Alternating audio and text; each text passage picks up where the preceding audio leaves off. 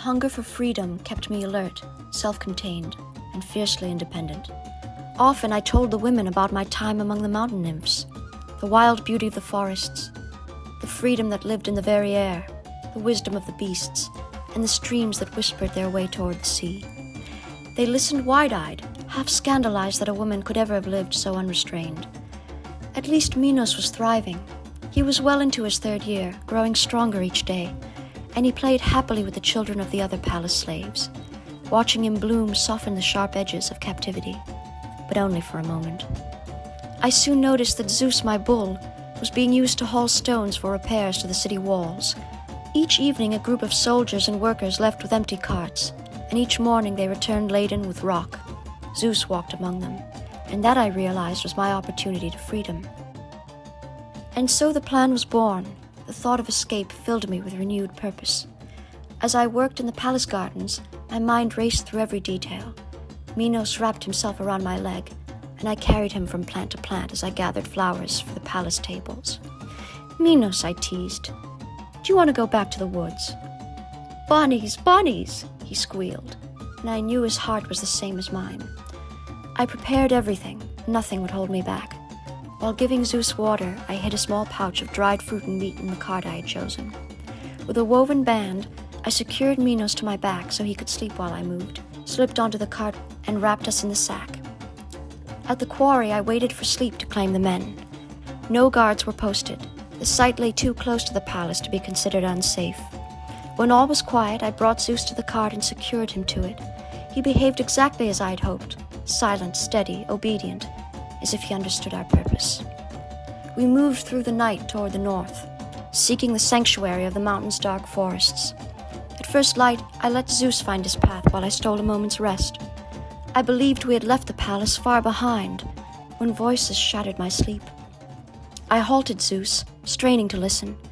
Minos fussed, and I pressed dry meat into his mouth to quiet him. Voices rose again, no longer voices but screams. I turned Zeus away instinctively. Then a different sound, thunderous, violent, shook the earth. My heart lurched.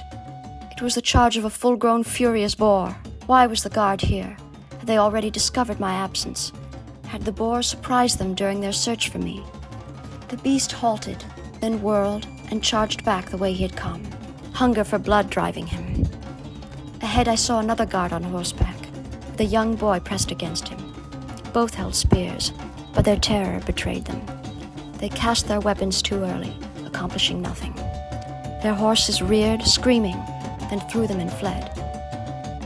The boar struck the guard who shielded the boy and killed him instantly, then lunged for the child. I did not think. I seized my javelin, leapt from the cart, and sprinted. I shouted to draw the monster's attention. My javelin hit his back, slowing him. I snatched a fallen spear as I ran and hurled it between his eyes, vaulting over him the way the nymphs had once taught me.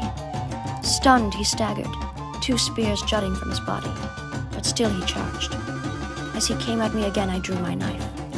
I sidestepped, cutting deep into the artery at his throat. He fell. I tore a spear from his body and plunged it into his heart, ending the rage at last. Only then did I feel my own trembling. My breath came in gasps. Sweat poured down my face. Killing a raging boar is never easy. A start had guided my hand, I was certain. I did not know I had a huntress in my realm, a voice said, and a remarkable one. The king himself stood before me, inclining his head. Only then did I remember. I was a runaway slave from his palace. I do not know which god guided our paths today, but I owe you my son's life. Tell me your name and that of your father or husband, so that I may send them my eternal gratitude. Confusion washed over me. A guard had brought Zeus in the cart closer. Minos was safe inside. The king's entire retinue watched in stunned silence. "I am Europa," I managed, my voice shaking. "And this is my son, Minos. My husband, a Cretan trader, was killed in an ambush in the mountains at Byblos. I am on my way home, to Crete." "Crete," he echoed, astonished. "You have a long road yet. Come, return with us to the palace. You shall be my most honored guest. I will see to you and your son personally, and reward you with the finest treasure of my land." They gave me a horse, and I lifted Minos to ride before me. And so I entered once more the gates of the palace of the king of Lycia, not as a slave, but as a savior, a triumphant return, a royal entrance. I saw the faces of the slaves flush with disbelief, and Zamar's expression choke in his throat. None of them could have imagined the turn fate had taken.